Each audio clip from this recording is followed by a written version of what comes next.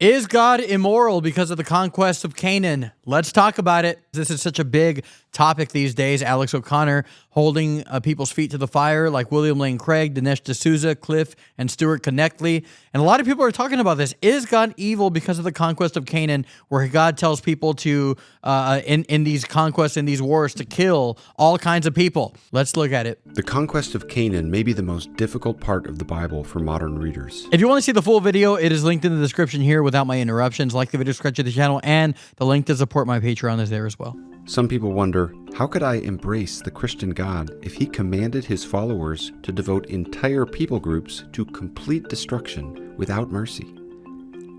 Those of us who are followers of Christ should take all concerns about evil and violence seriously. But what if the conquest of Canaan, when it's understood in context, is part of how God himself is opposing evil and violence? You're turning it around. Is God evil? Well, hold on. Maybe this is how God is good. Seeing an event in context can give different perspective. For example, if you only watch the destruction of the Death Star in Star Wars A New Hope, it might look like genocide. You might wonder, why are they killing all these people? But if you watch the entire movie, it looks very different. Similarly, we can get fresh perspective about the conquest of Canaan by considering first, literary context, and second, historical context. Dude, the Death Star example is actually a pretty good example. If you haven't seen Star Wars, I mean, just delete YouTube at this point. Literary context simply means paying attention to how language works. Many scholars believe that biblical language about the destruction of the Canaanites involves ancient warfare rhetoric. Now, this is where I start to divert a little bit from Gavin Ortlund, which employed hyperbole in various ways. Thus, interpreted accurately, the Bible is not describing genocide or the wanton destruction of non-combatants. In other words, when we read these stories, we shouldn't envision the Israelites sweeping through residential areas to kill women and children. Rather, these passages are describing a decisive military victory in the ordinary language of the day. So what he's saying here is, and he's about to give some more evidence for this, that when it says to completely, utterly destroy a certain people or a city, it's not actually saying to literally do that. It's ancient warfare rhetoric where it's talking about a decisive military victory, and it's not literal. And here's some reasons why. There are at least 5 reasons to take this proposal seriously. First, warfare rhetoric is very common in the ancient world.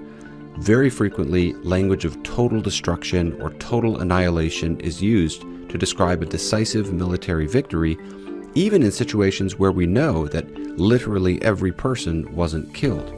We even find foreign powers using this language to describe Israel's destruction, yet obviously we know that not every Israelite was killed. Second, so these are all references, and you can pause that if you want to see the quotations a little bit more closely. So this is how they talked about warfare, as if they utterly destroyed them. Or look at this one, Israel hath perished forever, when they really didn't. It was just a decisive military victory. Same language of total destruction is used in the Bible to describe the Babylonian exile. But obviously we know that this event didn't kill all the Israelites.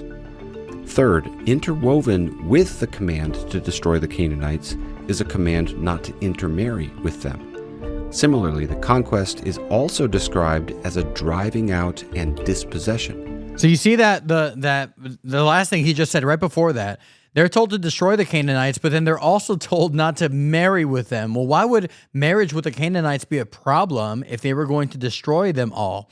I mean, again, another thing he says here is, yeah, sometimes the language is driving out, dispossessing, things like that.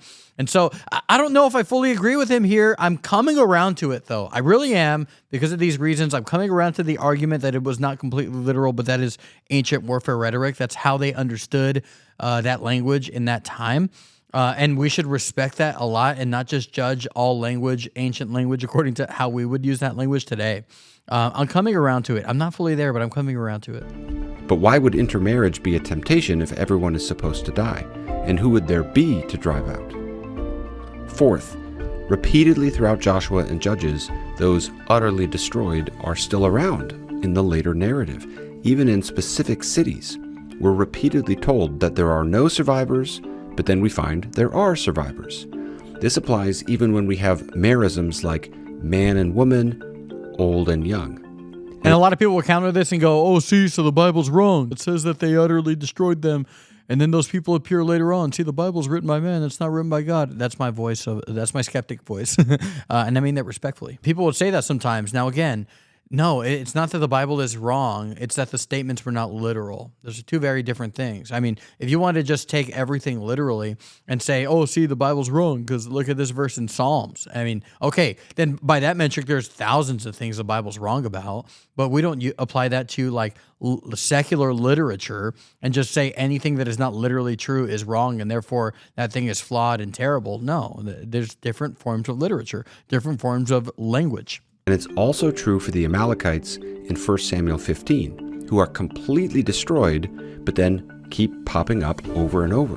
This doesn't mean the Bible has errors. It simply means we're trying to interpret its language in the way it uses it. Fifth, scholars like Richard Hess have argued that the Canaanite cities targeted in Joshua 9 through 11 are not primarily residential centers, but military garrisons. Thus, they wouldn't be targeting the civilian population at large by attacking them, any more than the Allied soldiers would be killing every single person in Germany when they're advancing through Nazi territory at the end of World War II. Again, the language of complete annihilation is describing the results of a total victory and an overturning of power. You can see a fuller case for each of these points in my longer video on this topic. But please understand, this does not completely answer the question. That's a great video, by the way. I've reacted to it before. Very good. This just helps us properly frame the question. We still need to ask, even if these wars were not targeted against non-combatants, how is it okay to invade another country and kill people? This is where historical context can help. We have to remember that the ancient world was a brutal place. There was no UN, no police, and no restraint to human cruelty. In the Old Testament law, we find warnings against the Canaanite practices of bestiality and child sacrifice by fire. The biblical rationale for the conquest of Canaan is not greed or vengeance or xenophobia. This is a weaker nation attacking a stronger one, and the stated purpose in the text is the judgment of evil.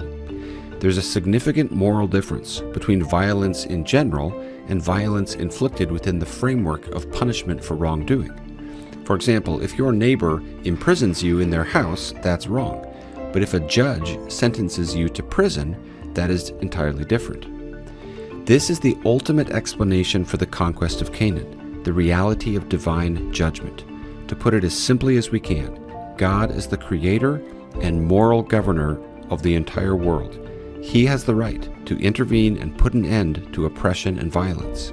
This is a very good connection back to what he said. Remember, in the ancient world, they didn't have things like the UN or like we have today, the international, the ICC, the International Criminal Court, and things like that. They don't have those groups that are trying to keep in check all these other nations. And again, not every nation is in the UN, and we see why a lot of the time because of the barbaric things that they want to do.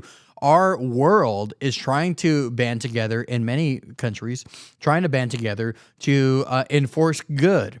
Governments coming together to try to enforce good on a global scale, which is what governments are supposed to do. If you read Romans 13, you find that. The government is God's minister to punish evil, to reward what is good. You see the same thing. Peter talks about that as well, that is what government is supposed to do. It is supposed to reward good, and it's supposed to punish evil. It's supposed to strike fear in people about doing what is evil and the consequences of that. It says that they do not bear the sword in vain.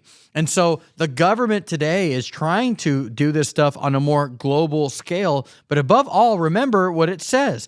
Government is God's minister. The government was placed there by God. That is to say, ultimately, God is the greatest authority. And especially when we think about in the absence of all these governments like we have today who try to enforce these things on a global level, and they do so very imperfectly and incompletely, God is above all that and has the right to intervene in these matters and to stop these things from occurring. And again, those places were not like holy, beautiful places to be, and they were not holy people that were living in those places doing just awesome things, and they just so happened to be in the wrong place at the wrong time. No. They were the wrong people, no matter what time they were living in, and they were the wrong people because they were doing horrible, horrible things. This judgment was not a knee-jerk reaction, but the response to an accumulation of evil and lack of repentance over centuries. Nor is it an ongoing paradigm for other violent acts. Notice that. This is centuries of evil that was occurring. God gave them so much time to reverse course, and they didn't do it. And yes, that doesn't justify forming an army on the basis of Christianity today. I definitely would never argue that from this point. It was a unique event in world history for judging evil, but also for advancing redemptive purposes through the nation of Israel and her coming Messiah. Ultimately, God's judgment is a good thing. Where would the world be if God didn't intervene to stop evil? How could we trust a God who doesn't do anything about the burning of infants?